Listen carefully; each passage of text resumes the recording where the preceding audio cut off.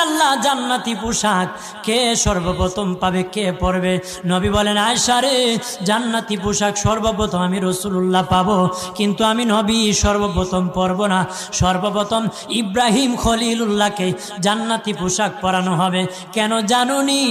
ইব্রাহিম নবীকে নমরুদের আগুনে যখন ফেলে দেওয়া হয়েছিল, দুনিয়ার সব ছেড়ে দিয়েছিল, বাড়ি ছেড়ে দিয়েছিল, সম্পদ ছেড়ে দিয়েছিল, মা বাবা ছেড়ে দিয়েছিল, এমনকি গায়ের জামাও যখন খুলে নেয়, ইব্রাহিম কয়েক কাপড় ছেড়ে দিতে পারি, আমার আসমানের মালিককে ছেড়ে দিতে পারি না।